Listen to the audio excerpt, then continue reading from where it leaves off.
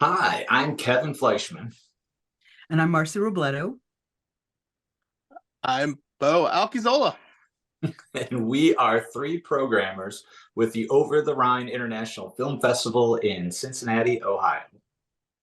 And we are reviewing films and we're looking through them with the GenX lens. And we're also going to pair them up with films from our youth at the end of our reviews.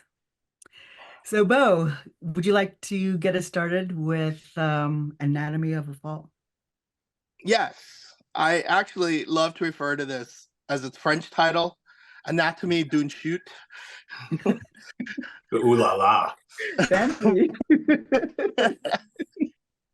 But yeah, basically, dude is found dead, having fallen from the very top floor of his French Alps chalet, and his wife is the prime suspect.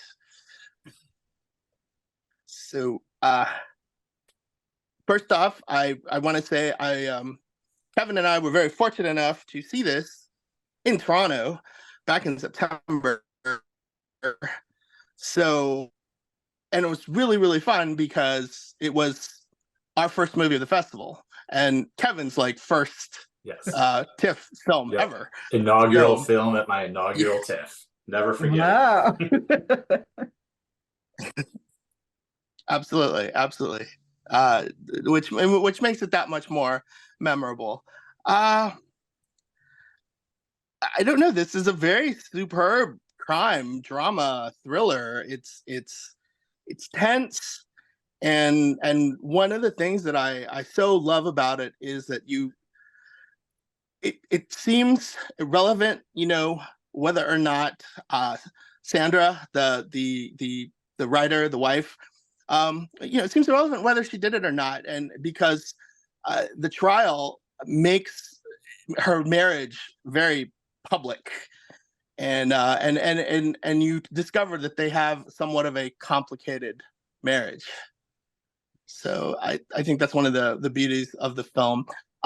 Also, a brilliant performance from Milo Mikado Grainer, who plays their 11-year-old son.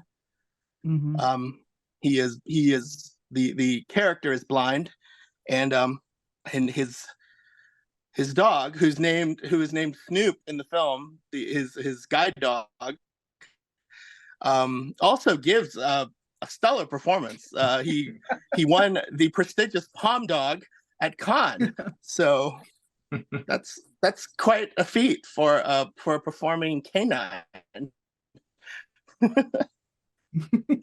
Yeah.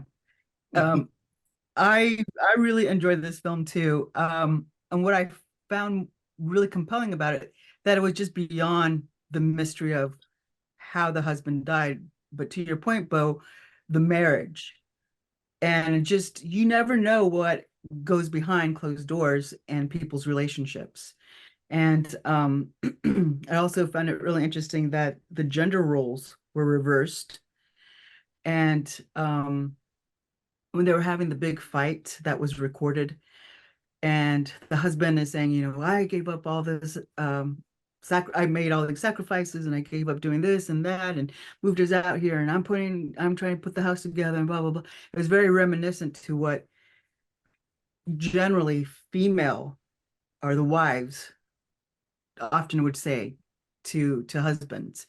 And so I found that fascinating. And I don't know if European culture is a little bit different than American culture, and they're more progressive or not, or I just found it just fascinating that that friction was there, and the reversal of the genders. So that was really fascinating. And and there the court system also seemed like you're guilty until you're proven innocent. And here you're innocent until proven guilty. So again, I don't know the French judicial system is you're guilty first, but boy, they just came at her. They Oh, were absolutely, ruthless. They sure did. absolutely. Yeah, the avocat general, prosecutor guy, boy, Hmm. he was brutal. Hmm. Hmm. So Kevin, what did you think about the film? What are your Um, thoughts? this is an absolutely outstanding film. I watched it, like Bo said, in Toronto, and I rewatched it a few weeks ago, and it was as great as it was the first time. It was even better on a rewatch. I I think the strengths of the film are things we both already mentioned. Sandra Huller is she would be my pick if I had a vote in the Academy. She'd be my vote. All respect to who I think would be my next vote, Lily Gladstone.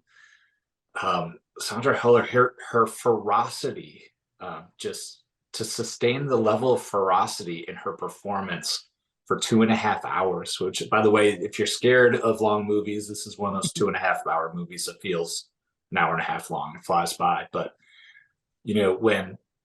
when she's calmly describing events that taking place, there's you can still feel that anger, not anger, but just the ferocity of her beliefs. And when she's the scene you mentioned with the fight, when she's testifying, it feels like giving a testimonial of her philosophy of life and how things should be and how the world works. It's just off the rails ferocity. I mean, it was an incredible performance. I what I took away from the film was, and Bo kind of mentioned this, their marriage is really exposed for the world through this trial. But what I found was throughout this film, so many people are trying to explain what happened in this marriage and what happened on the day that they found her husband fallen to the ground dead. And everyone is trying to put all the pieces of the puzzle together when they have such a very small part of it. So even though this woman's marriage is put on display for the entire nation to see, it really spoke to me like the way we behave, especially now after social media, our need to explain things when we don't have full information, like when we're siloed off and we only have a tiny piece of the puzzle. We have this drive to have to be able to I don't know if it's to be right, but just to have some sort of explanation. And obviously, it's the court system's job to figure out what happened. But I think it was a really nice commentary on just the way we interact through social media and through politics and through a lot of avenues in our world. I thought beyond just the drama, the social commentary is just outstanding. Mm-hmm. Mm-hmm. And everybody was an expert on her relationship with her husband, which I just found so fascinating. That Yeah. was Yeah. it, was it because it was their role as they're giving testimony? Was it their role to just assume that they knew, or was it again another gender thing where because she was a woman, and I don't want to harper that the gender roles too much, but just because they were just being male dominant and dominating her, and she was not allowing it. But also, I'm wondering what you guys think about in some of the argument, as the argument is escalating, and she's telling her husband, "You are not a victim." Sometimes it felt a little gaslighty to me, a little bit. But also, though, there was a lot of truth to it too, because he chose to make the decisions that ultimately got them to where they are now. And so it just feels like, she gave him this latitude, and now he's complaining about it. But now that he's expressing to her his suffering, she's kind of, well, I don't know what to tell you. I don't know. What are your guys' opinion on that? I'm so glad you asked that, because first of all, I want to say again, like, whether or not, she did it or not, like, I would have killed that guy. He was so whiny. Like, I would have pushed that guy out the window myself. But no,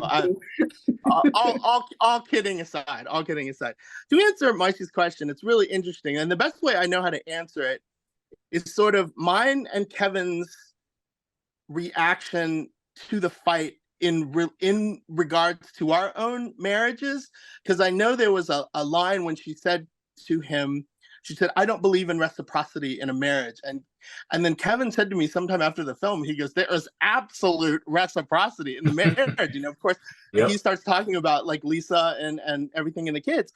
And then with me, a very small part of the fight reminded me of Jason and I.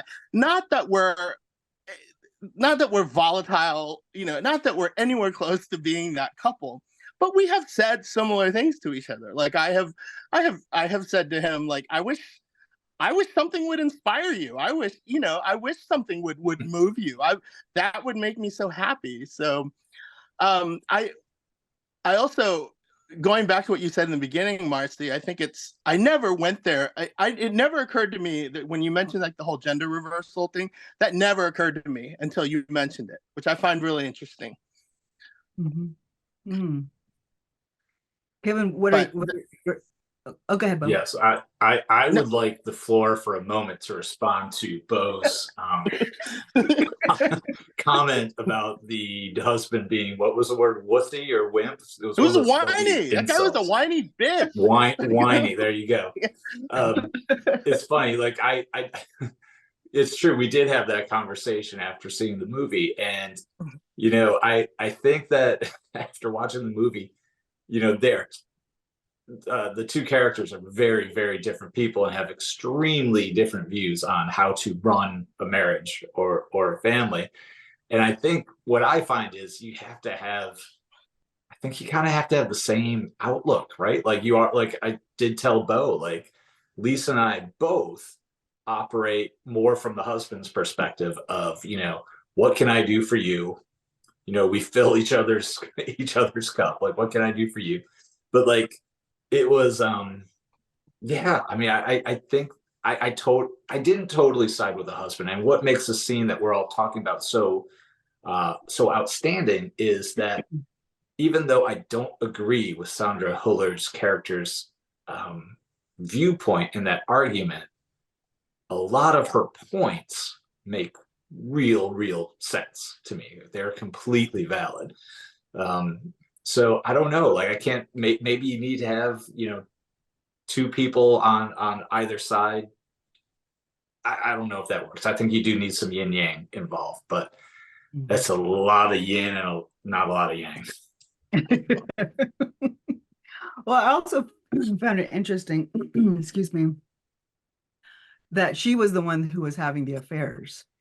Again, stereotypically, it's the husband who generally, not always, but generally goes out and has affairs. So I thought that was really interesting. And she was very nonchalant about it. Like, well, yeah, they have to. She was like, I told him. I told him I was with these women. Yep. Yeah. Right. Yep. It's not cheating if they know. Right. True. And I wonder if that's cultural. She's German and he's French. I wonder if there's a cultural thing there. Of course, that's not being Europeans. We're not exposed to that. But I'm just wondering if that had any kind of play. So any more thoughts about this film? Well, again, you brought up something that never occurred to me. Like the whole, I think it's the Gen X thing and culturally in the U.S., which is why you're bringing to my attention the whole gender reversal thing, which did not initially occur to me, which all of a sudden I find extremely fascinating. But yeah, I guess one final thought.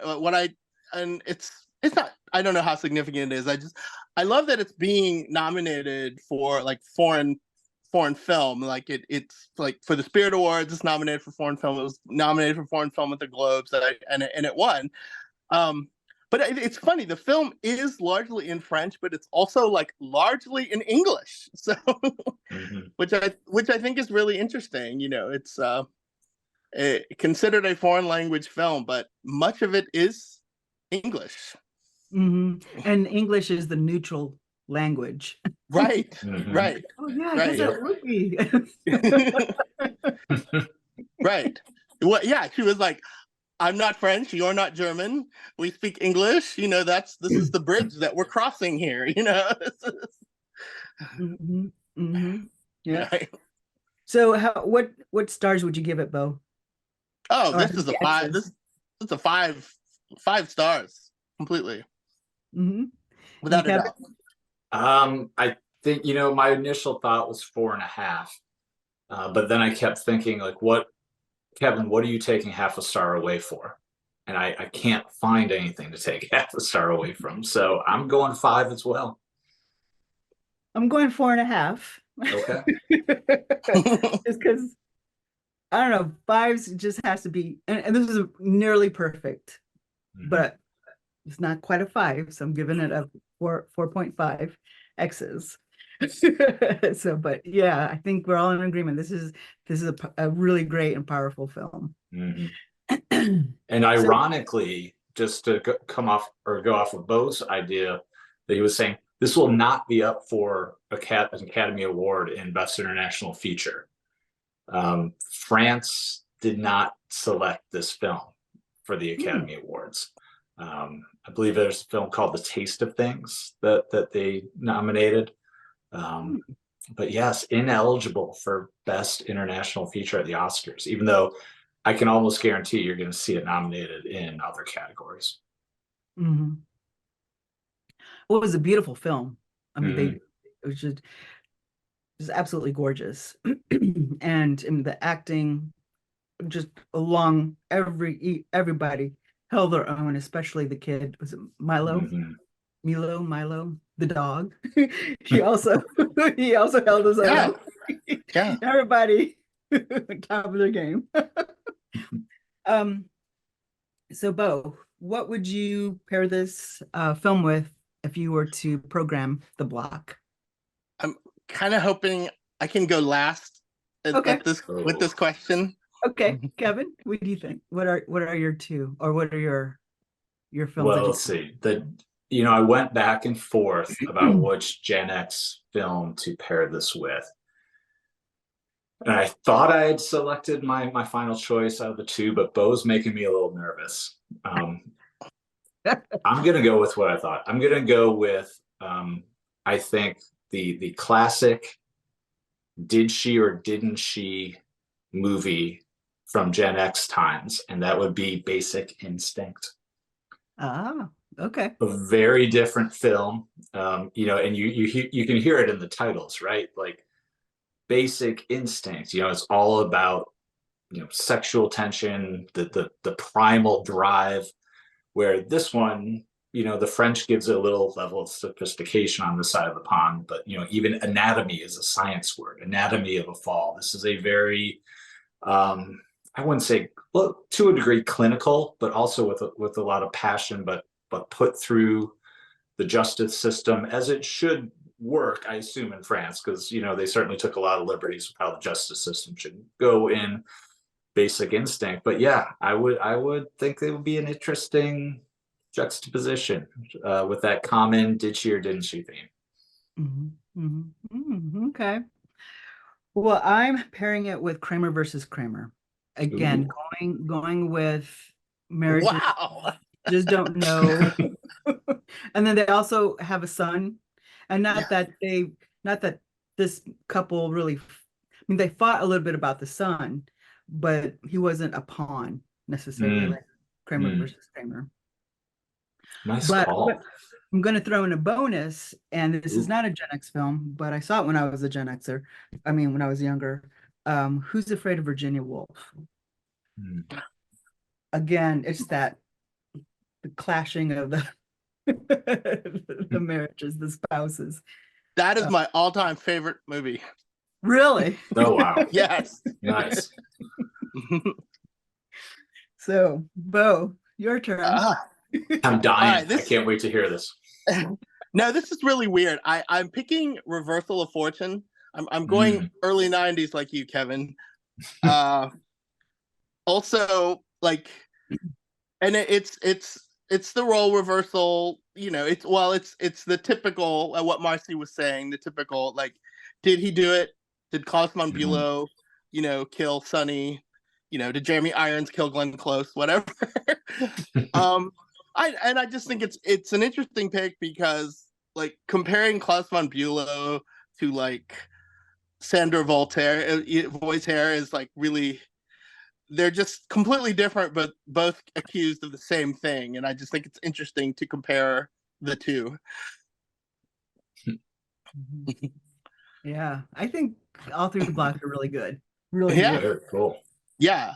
I really like again, Marcy, you were really enlightening me to things that have just never occurred to me. Like the whole Kramer versus Kramer, and that's fantastic. It's Mhm. Thank you. And you're sticking with the marriage, you're sticking with courtroom drama sort of thing. That's great. And Kevin, like who doesn't love Basic Instinct? So it's a wacky pick. Like it took me a bit to come up with that. My other option was, I was just thinking it was such an incredible courtroom scene after courtroom scene. So I was just thinking of great courtroom scenes, and I was thinking maybe A Few Good Men. But I think Basic Instinct kind of, I like the angle of the woman of mystery, because I mean that's one thing I found so fascinating in Anatomy of a Fall. Like, and another great thing about her performance is just she is so good at not tipping her hand as an actor. Did she do it? Did she not? I just thought that was one of my favorite aspects of the movie. Mm-hmm.